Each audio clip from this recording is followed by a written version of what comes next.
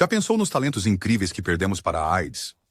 Artistas que não apenas nos entreteram, mas também quebraram barreiras e mudaram o mundo.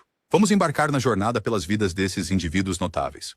Da inovadora modelo, Gia Carandi, ao cantor com alma Sylvester, vamos falar sobre os 22 principais atores gays que perderam suas vidas para o HIV/AIDS. Anthony Perkins.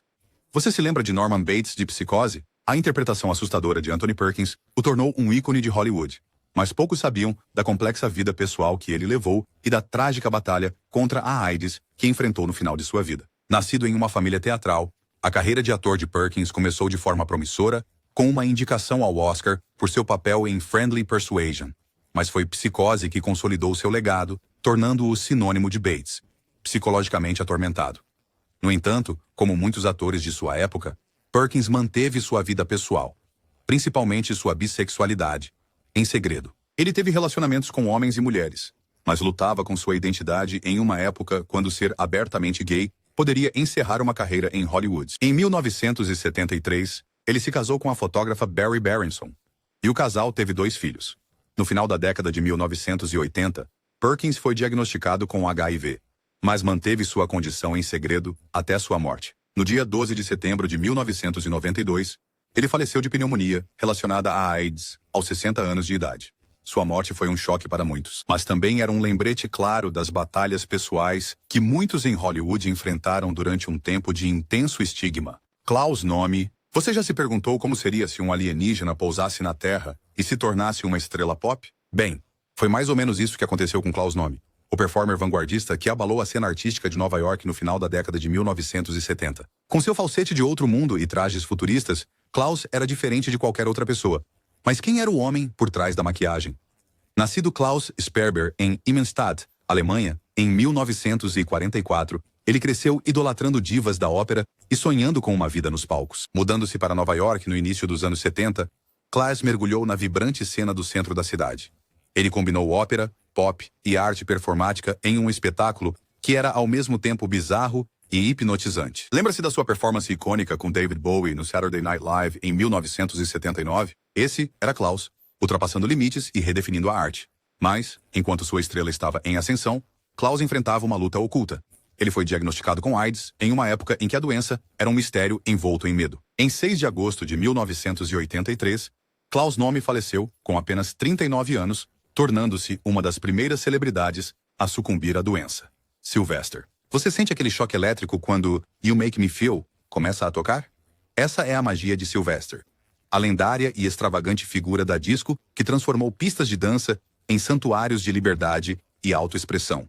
Mas quem era Sylvester além do brilho e das notas altas? Nascido Sylvester James Jr. em Los Angeles em 1947, ele cresceu cantando gospel na igreja, uma base que influenciaria sua música com uma profundidade soul. Mudando-se para o distrito de Castro, em São Francisco, Sylvester abraçou a comunidade LGBTQ+, tornando-se uma presença constante na cena drag com The Coquettes. Seu estilo andrógeno e seu falsete elevado quebraram barreiras, desafiando normas sociais a cada passo. Os sucessos de Sylvester, como Dance, não eram apenas músicas, eram hinos de libertação. Ele não tinha medo de ser ele mesmo e encorajava os outros a fazerem o mesmo.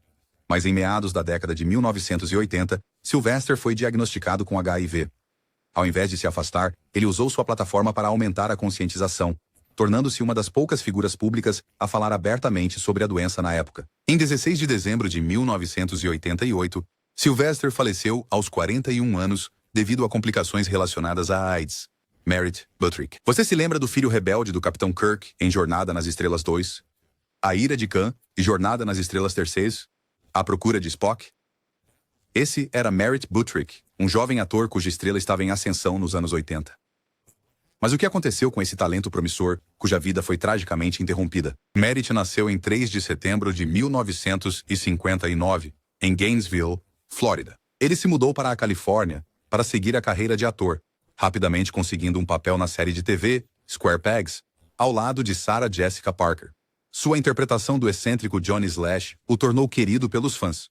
Mas foi seu papel como David Marcus, filho do Capitão Kirk, que consolidou seu lugar no coração dos fãs de Star Trek em todo o mundo. Nos bastidores, Merritt era conhecido por sua dedicação ao ofício e seu calor humano, da personalidade. Ele manteve sua vida pessoal privada, focando em construir um portfólio diversificado de trabalhos que incluíam tanto televisão quanto cinema. Em meados dos anos 1980, Merritt começou a ter problemas de saúde que manteve longe do olhar público. No dia 17 de março de 1989, ele faleceu com apenas 29 anos de idade, devido a complicações relacionadas à AIDS. Sua morte prematura chocou fãs e colegas. O co-star de Star Trek, William Shatner, dedicou seu livro Star Trek Movie Memories a Merritt, destacando o impacto que ele teve em sua curta vida. Liberace. Liberace. Esse é um nome que imediatamente traz à mente strass brilhantes, pianos de cauda e um showman, como nenhum outro. Mas você sabia que esse artista maior que a vida levava uma vida profundamente privada fora dos palcos, que terminou tragicamente com a AIDS? Nascido Guilherme Valentino Liberace em 1919, ele foi um dos artistas mais extravagantes de sua época. Com suas elaboradas fantasias, pianos adornados com castiçais e carisma deslumbrante, Liberace cativou plateias ao redor do mundo, tornando-se um dos artistas mais bem pagos das décadas de 1950 e 60. Ainda assim, apesar de sua persona pública flamboyante, Liberace passou a vida negando os persistentes rumores sobre sua sexualidade. Em 1986, após anos de performances extravagantes, sua saúde começou a declinar. Liberace foi diagnosticado com HIV, mas manteve isso escondido do público, continuando a se apresentar até poucos meses antes de sua morte. Ele faleceu em 4 de fevereiro de 1987, aos 67 anos, de pneumonia relacionada à AIDS. Sua morte chocou seus fãs, muitos dos quais não tinham ideia de que ele estava doente. Lauro Corona. Você já ouviu falar de Lauro Corona, o galã brasileiro que cativou o público das telenovelas nos anos 1980? Sua história é de ascensão à fama e uma vida interrompida cedo demais. Vamos mergulhar na jornada deste amado ator. Nascido em 6 de julho de 1957, no Rio de Janeiro, Lauro estava destinado aos holofotes. Ele começou sua carreira como modelo antes de fazer a transição para a atuação, rapidamente se tornando uma presença constante na televisão brasileira. Com sua beleza marcante e charme inegável, estrelou em telenovelas populares como Elas por Elas e Derecho de Amar, conquistando fãs em todo o país. Lauro era conhecido não apenas por suas habilidades de atuação, mas também por sua bondade e profissionalismo no set. Apesar de sua fama crescente, ele permanecia humilde e dedicado ao seu ofício. No entanto, no final da década de 1980, começaram a circular rumores sobre sua saúde. Lauro foi diagnosticado com AIDS, um fato que ele escolheu manter em sigilo devido ao estigma em torno da doença na época. No dia 20 de julho de 1989, Laurel Corona faleceu aos 32 anos por complicações relacionadas à AIDS. Paul Shenar. Você se lembra da presença imponente de Alejandro Sosa no icônico filme Scarface? Esse era Paul Shenar, um ator cuja voz profunda e performances intensas deixaram uma impressão duradoura. Mas quem era o homem por trás dos papéis memoráveis? Nascido em 12 de fevereiro de 1936, em Milwaukee, Wisconsin, a paixão de Paul Shenar pela atuação levou-o do teatro local ao palco internacional.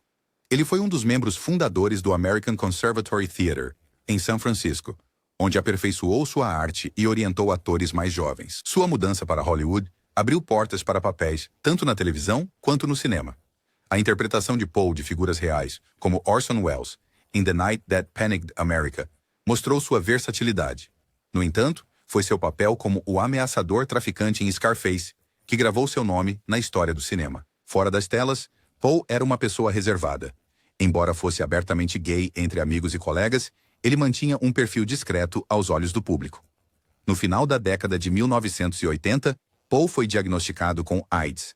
Apesar de sua doença, ele continuou a trabalhar, demonstrando força e dedicação notáveis. Paul Shenar faleceu em 11 de outubro de 1989, aos 53 anos de idade. John Holmes. John Holmes foi uma das figuras mais infames na indústria de filmes adultos. Mas você sabia que sua vida tomou um rumo trágico e controverso por causa da AIDS? A história de vida de Holmes é de fama, escândalo e uma queda obscura. Holmes se tornou um dos rostos mais reconhecíveis no entretenimento adulto nos anos 1970 e início dos anos 1980, conhecido por seus papéis em mais de 2.500 filmes. Mas sua vida estava longe de ser glamourosa. Nos bastidores, ele lutava contra o vício em drogas e se envolveu nos assassinatos de Wonderland em 1981, dos quais foi absolvido, mas permaneceu como suspeito. Em meados da década de 1980, a carreira e a saúde de Holmes começaram a deteriorar-se, e em 1986, ele foi diagnosticado com HIV. Apesar desse diagnóstico, Holmes continuou a trabalhar em filmes adultos, escondendo sua doença. Holmes faleceu em 13 de março de 1988, aos 43 anos, devido a complicações relacionadas à AIDS. Sua morte e a revelação de que ele continuou atuando, sabendo que era portador do vírus da imunodeficiência humana positivo, causaram indignação e trouxeram atenção para as responsabilidades éticas dentro da indústria de filmes adultos. A vida de John Holmes, repleta de controvérsias, deixou um impacto duradouro nas discussões sobre AIDS, responsabilidade pessoal e o mundo dos filmes adultos. Ian Charleson. Você já foi inspirado por uma atuação que parecia verdadeiramente transcendente? Esse foi o efeito que Ian Charleson teve, como Eric Liddell, em Carruagens de Fogo. Mas há muito mais em sua história. Um conto de talento imenso, coragem e uma vida que, embora breve, foi incrivelmente impactante. Nascido em 11 de agosto de 1949 em Edimburgo, Escócia, Ian não era apenas um ator, mas também um cantor talentoso. Ele frequentou a Universidade de Edimburgo antes de treinar na Academia de Música e Arte Dramática de Londres. Seu trabalho no palco foi elogiado com performances destacadas em produções como Guys and Dolls e Hamlet. A interpretação de Ian, como o devoto corredor escocês em Carruagens de Fogo, lhe trouxe aclamação internacional. O filme ganhou 4 prêmios da Academia, e a atuação de Ian foi central para seu sucesso. Ele continuou a brilhar no palco e na tela, trabalhando com a Royal Shakespeare Company e estrelando filmes como Gandhi. Em 1986, Ian foi diagnosticado com HIV. Demonstrando uma coragem incrível, ele continuou a atuar, incluindo assumir o papel desafiador de Hamlet no National Theatre, enquanto lutava contra a doença. Ian optou por manter seu diagnóstico em privado até o fim, esperando ser lembrado por seu trabalho em vez de sua doença. Ian Charleson faleceu em 6 de janeiro de 1990, aos 40 anos. Ryan White. Você se lembra do nome Ryan White? Nos anos 1980, este jovem tornou-se o rosto do HIV/AIDS na América, não por escolha, mas por sua coragem e resiliência diante da adversidade. Sua história mudou corações e mentes em todo o país. Nascido em 6 de dezembro de 1971, em Kokomo, Indiana, Ryan foi diagnosticado com hemofilia, uma condição que exigia transfusões de sangue frequentes. Em 1984, com apenas 13 anos, ele foi diagnosticado com HIV após receber sangue contaminado. Uma época em que pouco se sabia sobre a doença. Quando a escola o proibiu de frequentar devido aos medos de transmissão, Ryan e sua mãe reagiram, iniciando uma batalha legal que atraiu a atenção nacional. Ryan enfrentou discriminação e medo da sua comunidade, mas manteve-se firme. Ele tornou-se um porta-voz da educação sobre a SIDA, desmistificando mitos e humanizando aqueles afetados pela doença. Sua bravura chamou a atenção de celebridades como Elton John e Michael Jackson, que se tornaram seus amigos e apoiaram sua causa. Tragicamente, Ryan White faleceu em 8 de abril de 1990, aos 18 anos de idade. Sua morte ocorreu poucos meses antes de o Congresso aprovar o Ryan White Care Act, que forneceu financiamento para pacientes com HIV/AIDS, um legado duradouro de seu impacto. Rock Hudson. Rock Hudson era o epítome do galã de Hollywood. Bonito, alto e carismático. Mas você sabe o que o tornou um pioneiro inesperado na luta contra a AIDS? Sua morte foi um ponto de virada para a conscientização pública sobre a doença. Nascido Roy Harold Scherer Jr. em 1925, Hudson ganhou fama nos anos 1950 com filmes como Magnificent Obsession e Pillow Talk, tornando-se um dos principais astros de bilheteria de Hollywood. Por anos, ele manteve a imagem de um galã romântico e heterossexual, embora rumores sobre sua sexualidade persistissem nos círculos de Hollywood. Em 1984, Hudson foi diagnosticado com AIDS, mas manteve isso em privado o máximo que pôde, temendo a repercussão.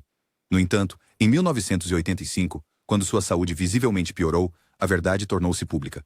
O publicitário de Hudson confirmou seu diagnóstico em 25 de julho de 1985, tornando-o a primeira grande celebridade a revelar publicamente ter AIDS. A coragem dele diante do estigma deu um rosto à doença, iniciando uma conversa global sobre HIV e AIDS. Apenas meses depois, em 2 de outubro de 1985, Hudson faleceu aos 59 anos de complicações relacionadas à AIDS. Tom Fogerty. Você se lembra do som clássico do rock de Creedence Clearwater Revival? Tom Fogerty era o guitarrista base que ajudou a impulsionar aquele ritmo inesquecível.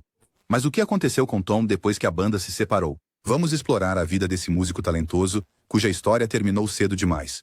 Nascido em 9 de novembro de 1941, em Berkeley, Califórnia. Tom era o irmão mais velho de John Fogerty, o vocalista da banda. Juntos, eles criaram sucessos como Proud Mary e Bad Moon Rising, definindo uma geração de música rock. No entanto, tensões dentro da banda levaram à saída de Tom em 1971. Ele seguiu uma carreira solo, mas nunca alcançou o sucesso da CCR. Nos anos 80, Tom enfrentou sérios problemas de saúde. Ele passou por uma cirurgia nas costas e tragicamente recebeu uma transfusão de sangue contaminada com HIV, uma época em que a triagem de sangue para o vírus ainda não era prática padrão. Tom escolheu manter seu diagnóstico em sigilo, concentrando-se em sua família e música. No dia 6 de setembro de 1990, ele faleceu aos 48 anos, devido à tuberculose relacionada à AIDS. A morte de Tom Fogerty foi uma perda significativa para o mundo da música. Enquanto seu irmão John continuava a se apresentar, o desentendimento entre eles permaneceu sem solução no momento do falecimento de Tom. Kevin Peter Hall. Você já ficou impressionado com a figura imponente do predador nos filmes clássicos de ficção científica? Esse era Kevin Peter Hall, dando vida à criatura icônica.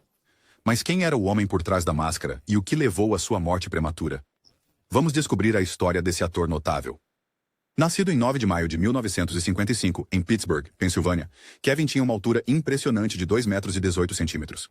Sua altura fazia dele uma escolha natural para papéis que exigiam uma presença maior que a vida. Depois do basquete universitário, ele se voltou para a atuação, conseguindo papéis em filmes como Profecia e Alvo Mortal. No entanto, foi sua interpretação do Predador no filme de 1987, ao lado de Arnold Schwarzenegger, que o tornou uma lenda. Ele também estrelou como Harry em Harry e os Hendersons, mostrando sua habilidade de transmitir emoção, mesmo sob forte maquiagem e figurino. Em 1990, Kevin esteve envolvido em um acidente de carro e precisou de uma transfusão de sangue. Sem que ele soubesse, o sangue estava contaminado com HIV. Ele continuou a trabalhar, aparecendo na série de TV Harry and the Hendersons, mas sua saúde começou a declinar. Kevin faleceu em 10 de abril de 1991. Aos 35 anos, devido a relacionados com a AIDS. Brad Davis. Você se lembra da intensa atuação de Billy Hayes em O Expresso da Meia-Noite? Esse era Brad Davis, um ator que se entregava completamente aos seus papéis. Mas qual foi o custo de tanta dedicação e quais lutas ele enfrentou fora das telas? Vamos mergulhar na vida de Brad Davis, um talento que se foi cedo demais. Nascido em 6 de novembro de 1949, em Tallahassee, Flórida, Brad cresceu em um lar problemático, mas encontrou conforto na atuação. Seu grande avanço veio com o filme Midnight Express, em 1978, rendendo-lhe um Globo de Ouro por Nova Estrela do Ano. Sua interpretação de um homem preso na Turquia foi intensa e envolvente, catapultando-o para a fama internacional. Apesar do sucesso, Brad lutou contra demônios pessoais, incluindo o abuso de substâncias. Em 1985, ele foi diagnosticado com HIV, um fato que ele e sua esposa, Susan Bluestein, mantiveram em segredo devido ao estigma em torno da doença. Brad continuou a trabalhar no teatro e no cinema, recusando-se a deixar que sua doença o definisse. Em uma atitude ousada, ele optou por terminar sua vida no dia 8 de setembro de 1991, aos 41 anos, através do suicídio assistido para escapar dos estágios avançados de AIDS. A morte de Brad Davis gerou conversas sobre AIDS, dependência e o direito de morrer com dignidade. Sua esposa revelou mais tarde sua luta no livro After Midnight, A Vida e Morte de Brad Davis, iluminando os desafios que enfrentou. Denholm Elliott. Você se lembra de Marcus Brody, o adorável curador do museu nos filmes de Indiana Jones? Esse foi Denholm Elliott, um ator britânico cuja versatilidade o tornou uma figura querida no cinema. Mas você sabia sobre as provações que ele enfrentou mais tarde na vida? Vamos explorar a jornada desse notável artista. Nascido em 31 de maio de 1922, em Londres, a carreira de ator de Denholm se estendeu por mais de 4 décadas. Ele apareceu em mais de 120 filmes e programas de televisão, incluindo Trocando as Bolas e Uma Janela para o Amor, pelo qual ganhou um prêmio BAFTA. Denholm era conhecido por sua habilidade em encarnar uma ampla gama de personagens, desde papéis cômicos até performances dramáticas. Denholm serviu na Força Aérea Real durante a Segunda Guerra Mundial e foi até prisioneiro de guerra. Essas experiências acrescentaram profundidade à sua arte. Em sua vida pessoal, foi casado 2 vezes e teve 2 filhos.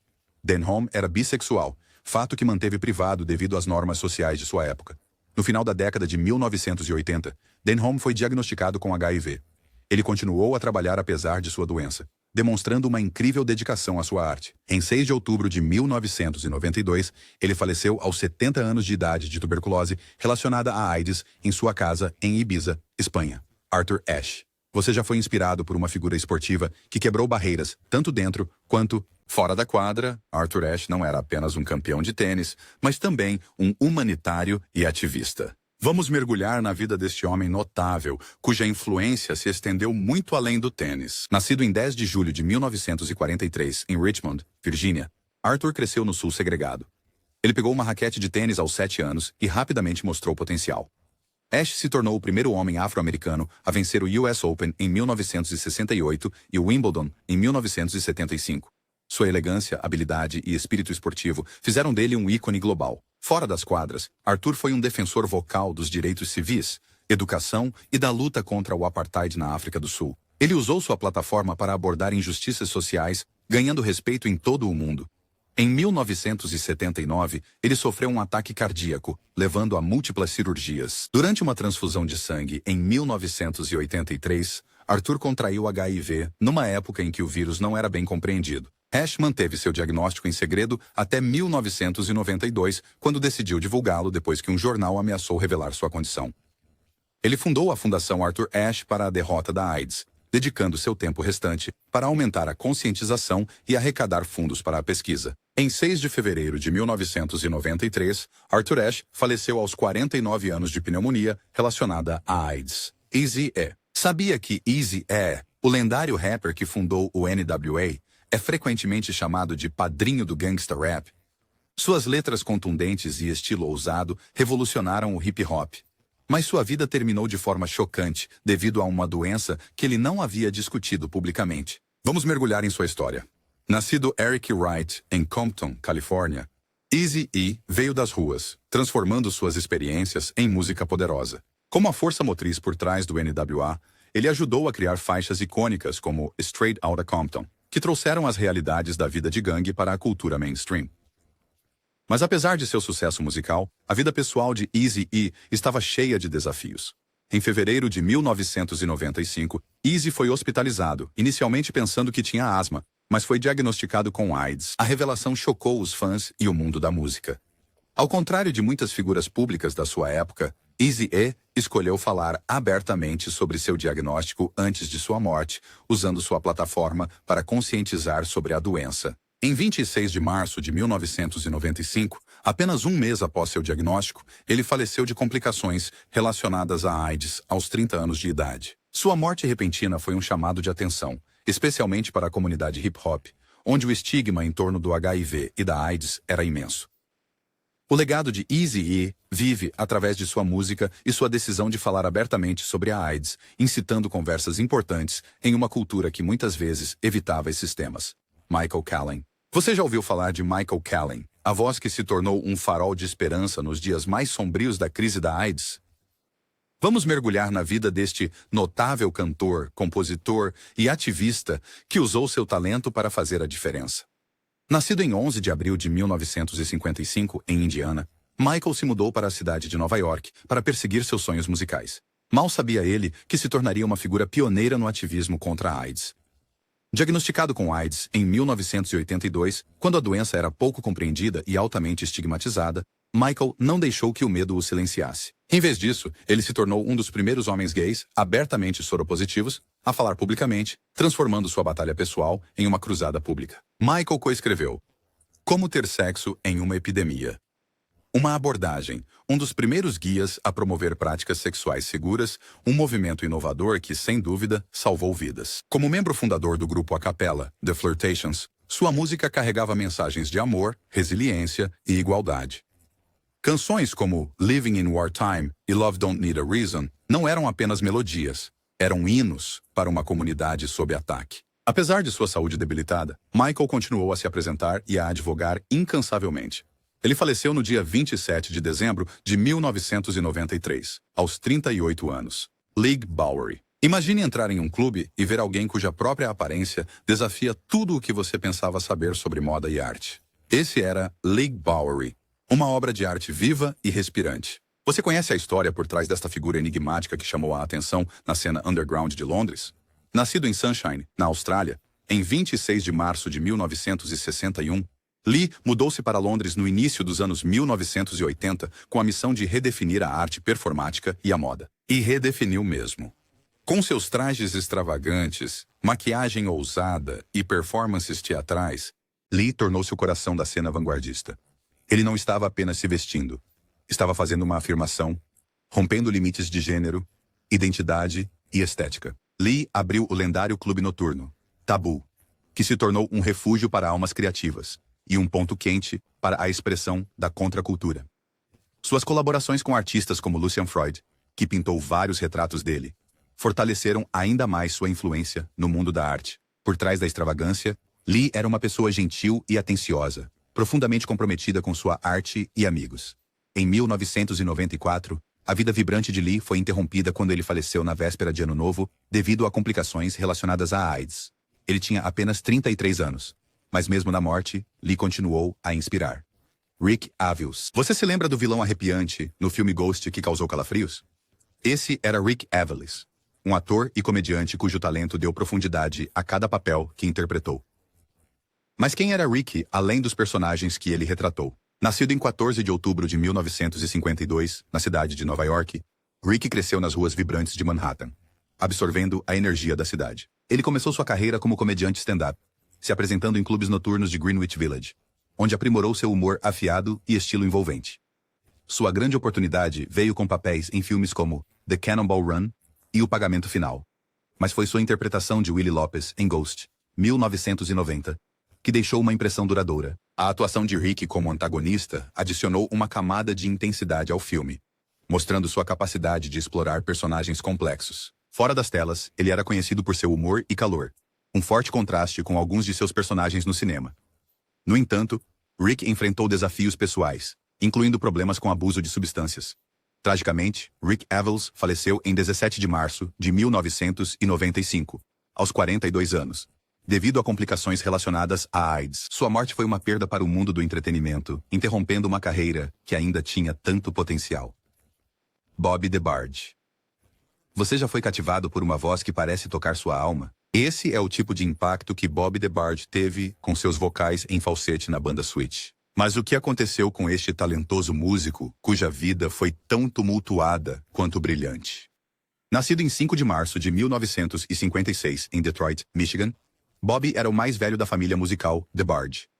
Crescendo em um lar repleto de música, não foi surpresa que Bobby e seus irmãos formassem bandas que deixariam uma marca no R&B. Com sucessos como There'll Never Be e I Call Your Name, Switch, liderado pela incrível voz de Bobby, subiu nas paradas no final dos anos 70. No entanto, nos bastidores, Bobby lutava com demônios pessoais. Uma infância conturbada e as pressões da fama o levaram a um caminho de dependência de drogas. Sua batalha com a heroína não afetou apenas sua carreira, mas também sua saúde. Nos anos 80, Bobby foi encarcerado por acusações de tráfico de drogas. Um período que ele mais tarde refletiu como um tempo de profundo arrependimento. Em 1988, Bobby foi diagnosticado com HIV, que progrediu para AIDS. Ele manteve sua doença privada, compartilhando-a apenas com membros próximos da família. Bobby DeBarge faleceu no dia 16 de agosto de 1995, aos 39 anos de idade. Sua morte foi uma perda profunda para o mundo da música. Robin Crosby. Você se lembra de aumentar o volume para Round and Round e sentir os riffs eletrizantes que definiram o glam metal dos anos 80? Esse era Robin Crosby, o guitarrista principal do Rat, cujo talento ajudou a moldar um gênero. Mas você conhece a história por trás da fachada de estrela do rock? Nascido em 4 de agosto de 1959, em La Jolla, Califórnia, Robin cresceu com uma paixão pela música. Ele cofundou Hat no início dos anos 1980 e seu álbum de estreia, Out of the Cellar, os catapultou para a fama. Com discos de platina e turnês esgotadas, Robin viveu o estilo de vida rock and roll por excelência. No entanto, as pressões da fama cobraram seu preço. Robin lutou contra o vício em heroína, uma batalha que ele discutiu abertamente na esperança de ajudar outros a evitarem o mesmo caminho. Em 1994, ele foi diagnosticado com HIV, que mais tarde progrediu para AIDS. Apesar de seus problemas de saúde, Robin manteve-se positivo e continuou a inspirar outros, com sua franqueza sobre suas dificuldades. Robin Crosby faleceu em 6 de junho de 2002, aos 42 anos, devido a complicações da AIDS e outros problemas de saúde. Sua morte foi um momento de reflexão para a comunidade musical. A honestidade de Robin sobre sua vida serviu como um alerta e uma fonte de esperança para a recuperação e aceitação pessoal.